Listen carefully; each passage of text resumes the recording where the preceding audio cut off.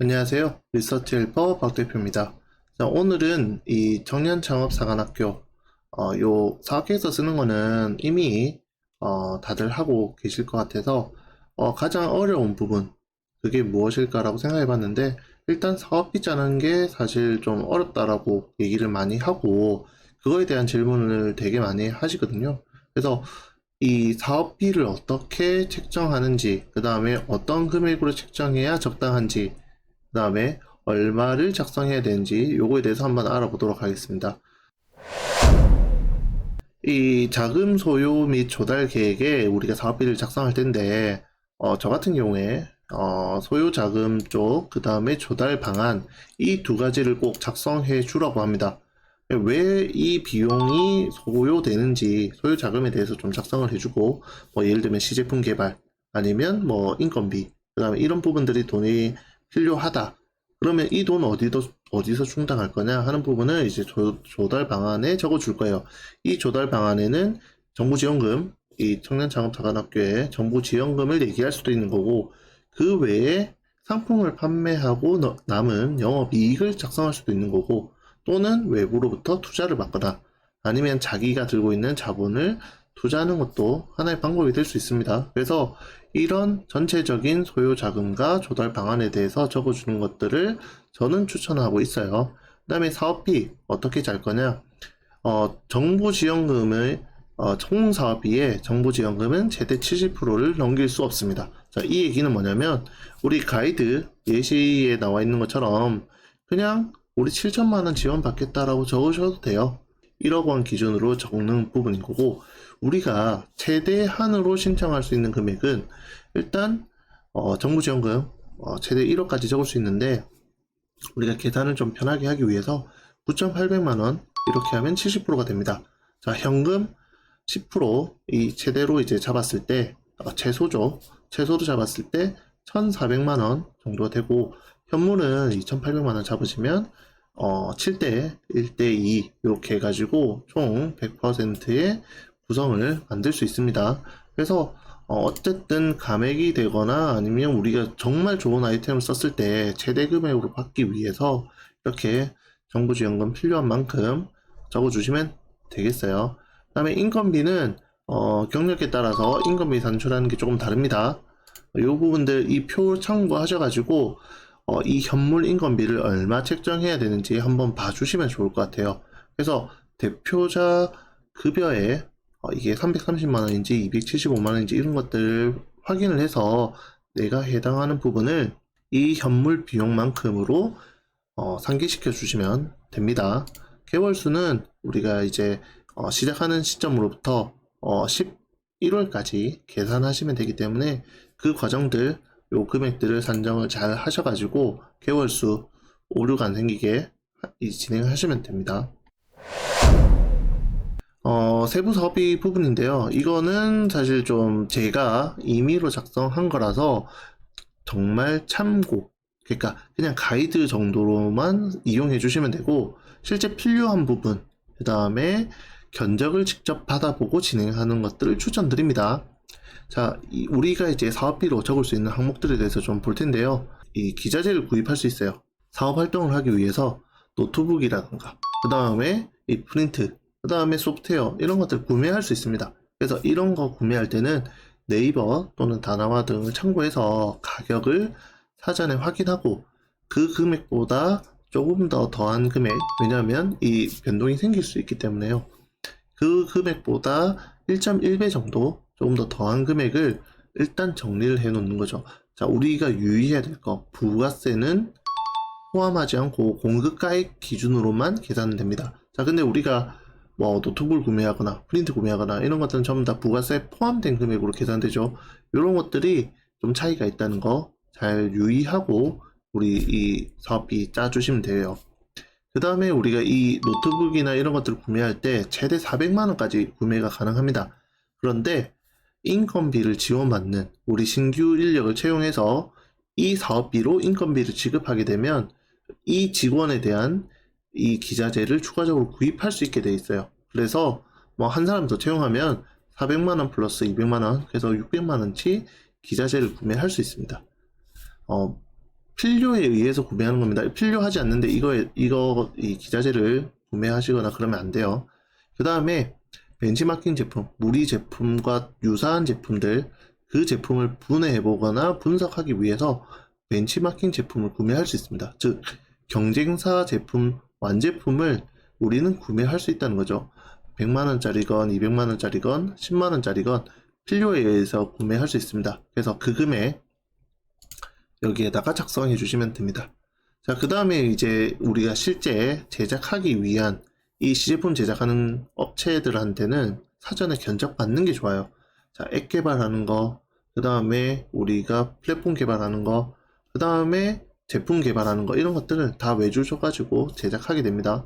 이런 것들을 사전에 우리가 업체로부터 견적을 받을 수 있으면 제일 좋겠지만, 그게 안 된다고 하면 통상적으로 발생하는 비용에 대해서 좀 작성해 주시면 되는데, 이 통상적으로 발생하는 비용이 어느 정도이냐라고 하면, 플랫폼 같은 경우에는 이제 이 플랫폼에 대한 퀄리티에 따라서 다르겠지만, 보통 1000만원에서 보통 한 3000만원 그 사이 때 많으셨고요. 앱 개발도 그렇습니다. 1000만원짜리도 있을 수도 있고 3000만원짜리가 있을 수도 있는데, 여기 사업비로 만드는 게 퀄리티가 정말 좋아야 된다, 이건 아니라는 거죠. 우리가 정말 퀄리티 좋게 지금 바로 상용화할 수 있게 모든 기능을 다 집어넣기보다는 지금 바로 판매하고 사업 활동할 수 있는 딱 MVP 단계, 거기까지만 만들어서 우리가 제작을 하자는 거죠. 그렇다 보면 대부분 3천만원, 4천만원이 넘어가지는 않습니다. 그 이하로 잡아주시는 게 좋다는 거죠. 그 다음에 재료비, 우리가 부품이나 원료나 이런 것들을 사기 위해서 이 재료비를 구매하게 되는데, 이런 것들은 네이버에서 대부분 판매하고 있으니까 이 물건에 대한 가격, 이 쇼핑몰 참고하셔서 가격을 산정하시면 되고, 이것도 변동이 생길 수 있으니까 1.2배, 1.3배 정도 해주시는 게 좋습니다. 그리고 딱 하나의 제품을 만들기 위한 딱 그것만 사는 것보다는 우리가 실패하거나 아니면 추가적으로 검토해야 되는 부분이 있을 수 있기 때문에 약간의 여유를 두고 구매하시면 되는데, 너무 여유가 많으면 문제가 됩니다.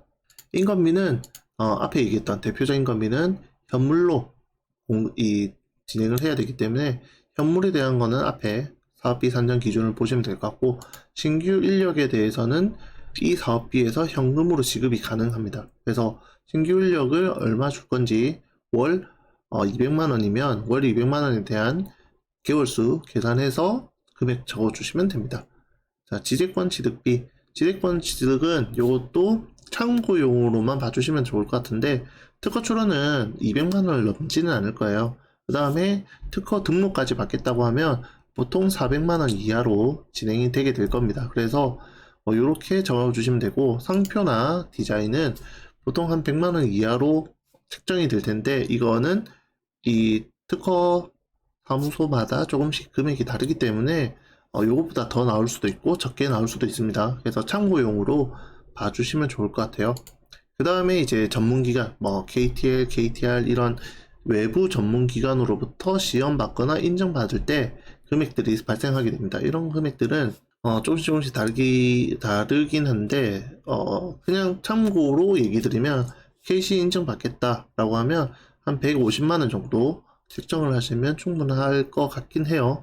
물론 시험 항목이 더 많아진다거나 아니면 이 관리해야 될 품목들이 더 많아진다고 하면 금액대는 차이가 날 수 있습니다. 그 다음에 전시회 참가. 전시회 참가는 보통 이제 한 부스 운영을 하게 되면 한 220만원 또는 이제 300만원, 좀 더 대규모 전시회장을 가게 되면 400만원까지 나올 수 있습니다. 그래서 내가 참여하고자 하는 전시의 규모를 잘 보시고 거기에 등록비가 얼마인지 봐주시면 좋을 것 같아요. 그 다음에 그 외에 우리가 테이블 부스, 그 다음에 나머지 이 기타 추가하는 부분들, 렌트하는 부분들 다 비용들이 발생할 겁니다. 그거에 대해서 대략적으로 저는 한 100만원 정도 잡아 놓는데, 요거에 대해서는 견적이나 아니면 요거 사이트 참고할 만한 것들이 있을 거예요. 그거 참고하셔서 비용 책정해 주시면 되는데, 추가적으로 비용이 좀 더 발생을 한다 라는 상황이 생기면 여기 있는 이 사업비는 중간에 수정이 가능합니다.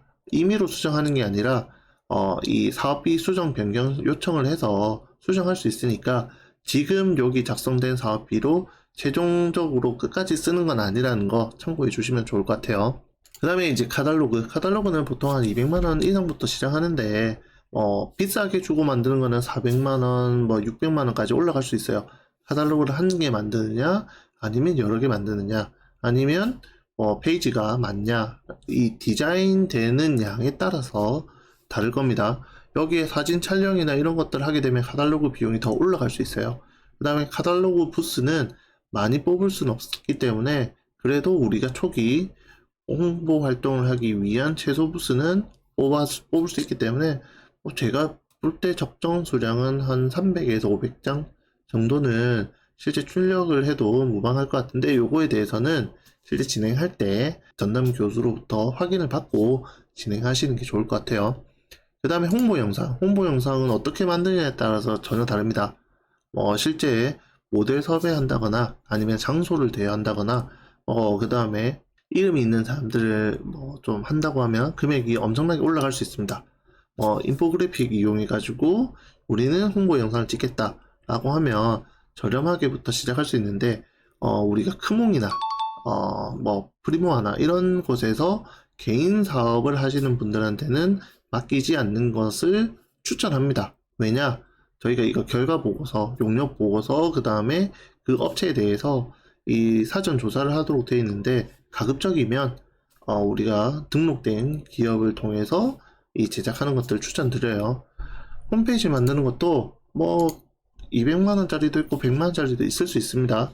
우리가 어떻게 만드냐에 따라서 홈페이지 비용이 다 달라져요.